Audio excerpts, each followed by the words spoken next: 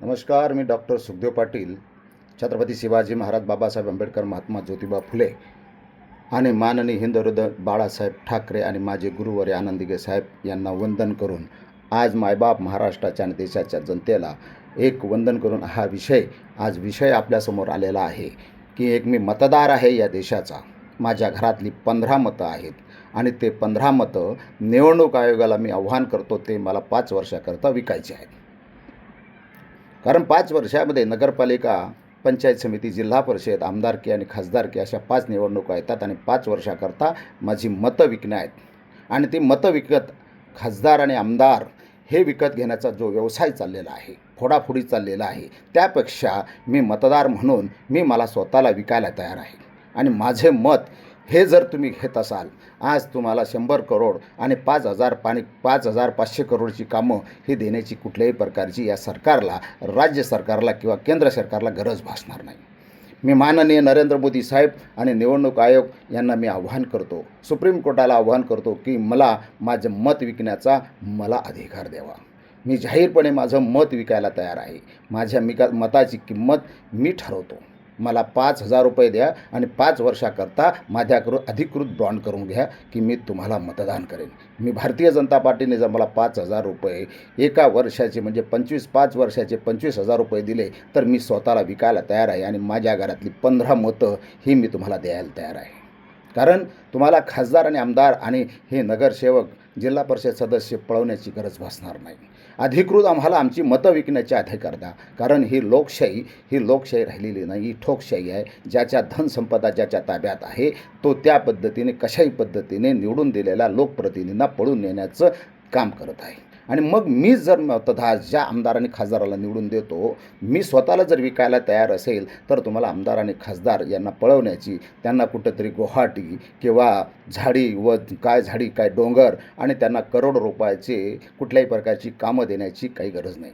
जर या सत्तेमध्ये भारतीय जनता पार्टी जर मला विकत घ्यायला तयार असेल तर माझ्यासारखी अनेक मतदार यापुढे विकत घ्यायलासुद्धा तयार असतील. माझं गाव आज मला विकत घेतलं तर मी माझ्या गावाच्या नागरिकांना आव्हान करेल की माझ्या गावात 3,000 वोटिंग आहे, तर 3,000 वोटिंग जे 5 वर्षाकरता आपण आपल्या गावाच्या विकासाकरता एखाद्या पक्षाकडे आपण विकू का, यासुद्धा मी माझ्या गावकऱ्यांची चर्चा करायला तयार आहे.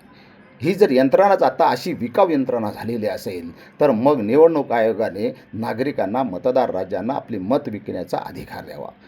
मग कुठल्याही पक्षाचं बंधन राहणार नाही, कुठल्या पक्षाचा झेंडा नाही, गावात भांडणं नाहीत, कुठल्याही कार्यकर्त्याचा त्या ठिकाणी मग त्यांच्यावर केसेस होणार नाही. आणि मग ही सर्वसामान्य नागरिकांना त्यांना स्वतःचा अधिकार आपण जर दिला आणि त्याला त्याचं मत विकण्याचा अधिकार दिला. कारण तुम्ही आमदार आणि खासदार, कोणी 100 करोड, कोणी 200 करोड, कोणाला 500 करोड, 50 कोटी घेऊन तुम्ही आमदार पळवता आहेत, ही खरीद भूक चालणार नाही. आणि मग ते आमदारांनाही कोणी गद्दार म्हणणार नाही. मी मतदार राजा, मी संविधानाला अनुसरून मी जर स्वतःला विकायला तयार असेल तर निवडणूक आयोगाने हे जाहीर करावं की या विधानसभा क्षेत्रामध्ये 3 लाख वोटिंग असेल तर 3 लाख वोटिंगचा भाव ठरवावा आणि त्या गावातील, त्या शहरातील, त्या भागातील त्या मतदार राजाला तुम्ही विकत घ्या, त्याचा भाव ठेवा. म्हणजे तुम्हाला निवडून देणारी ही सगळी यंत्रणा राबवण्याची काही गरज राहणार नाही. तुम्हाला निवडणूक घेण्याची गरज नाही. कारण आता निवडणूक आयोगावर, ह्या यंत्रणेवर कोणाचा विश्वास राहिला नाही. आज 5 वर्ष सुप्रीम कोर्टामध्ये उद्धव ठाकरे व शिंदे गटाचा निर्णय लागलेला नाही. आता कोर्टावर देखील आज लोकांचा विश्वास राहिला नाही. जर ह्या ठिकाणी ज्यावेळेस शिवसेना फुटली, काही गद्दार पळून गेलेत, त्यावेळेस जर हा निर्णय तात्काळ 6 महिन्याच्या आत लागला असता तर ह्या जनतेचा, या भारतातल्या जनतेचा, मायबाप मतदारांचा विश्वास राहिला असेल. हे जे काही फुटून गेले, पळून गेले, यांनी काही पक्षप्रमुखांशी त्यांनी गद्दारी केलेली नाही, ती गद्दारी ह्या मतदार राजांशी केली. मग मीच मतदार जर तुम्हाला या आमदार खासदारांना निवडून देतो आणि ते जर फुटत असेल तर मी मतदार म्हणून माझं मत विकायला तयार आहे. माझं मताचा भाव आहे 5,000 रुपये दर वर्षाला. कुठलीही निवडणूक लागेल त्यावेळेस मी जाहीरपणे मतदान करीन आणि ती मतदानाची मी हमी देईन देईन. मी अशा कुठल्याही गद्दारांना, आमदारांना, खासदारांसारखा फुटून जाऊन मी विश्वास देणार नाही की मी ज्यावेळेस तुमच्या मतदार राजांच्या पाया पडतो आणि तुम्ही मला मतं द्या, मी तुमच्यासाठी हे करीन ते करीन अशी आश्वासनं देण्याची गरज राहणार नाही. मी मतदार म्हणून जर विकायला तयार असेल तर सुप्रीम कोर्टाने मला तो अधिकार द्यावा आणि अशाच भारतातील ह्या नागरिकांना सुद्धा अधिकार द्यावा. म्हणजे काही यंत्रणा ही राबवण्याची गरज नाही, कुठं पोलीस यंत्रणा राबवण्याची गरज नाही, निवडणूक घेण्याची गरज नाही, कोट्यावधी रुपये तुम्हाला त्या ठिकाणी खर्च करण्याची गरज नाही. जे शासनाचा या कर रूपानं ह्या सर्वसामान्य नागरिकांचा जो पैसा आहे त्यासाठी ह्या निवडणूक घेण्याकडच्या जी यंत्रणा राबवली जाते ती राबवण्याची गरज भासणार नाही. आणि मग जो आमदार आणि खासदार जो सर्वात जास्त त्या तालुक्यामधील, त्या जिल्ह्यामधील, त्या लोकसभेला, विधानसभेला सर्वात जास्त बोली लावेल त्याला ती खासदारकी आणि आमदारकी द्या. म्हणजे तुमचा पैसा वाचेल, नागरिकांना, मतदार राजाला आपला पैसा मिळेल. असंही शेतकऱ्याला काही राहिलेलं नाही. शेतकऱ्याच्या घरात काही पिकतही नाही, कापसाला भाव नाही, केळीला भाव नाही, ऊसाला भाव नाही, आज द्राक्षाला भाव नाही, कांद्याला भाव नाही, गव्हाला भाव नाही, धानला भाव नाही. आणि मग शेतकरी हा त्रस्त झाला आहे. तो आत्महत्याही करणार नाही, तो निवांत राहील. आपल्या घरातले 5 उमेदवार, जर 5 मतदान असेल तर दरवर्षी 25,000 रुपये येणारच आहे. आणि तुम्ही लाडक्या बहिणींना 1,500 देतातच आहे. त्यामुळे लाडक्या भाऊला, जो लाडका शेतकरी आहे त्यालाही तुम्ही 1,500 रुपये दर महिन्याला द्या. म्हणजे 3,000 रुपये त्याला दर वर्षाला, त्याचे 12 ते 36,000 रुपये येतील आणि हे 25,000 रुपये येतील. माझे शेतकरी, कष्टकरी, सर्वसामान्य नागरिक त्याच्यावर गुजराण करून घेईल. म्हणून माझे निवडणूक आयोगाला एक आव्हान आहे, सुप्रीम कोर्टाला आव्हान आहे आणि ही सगळ्या यंत्रणेला आव्हान आहे की मी डॉक्टर सुखदेव पाटील, माझं मत, माझ्या घरातली 15 मतं मी विकायला तयार आहेत.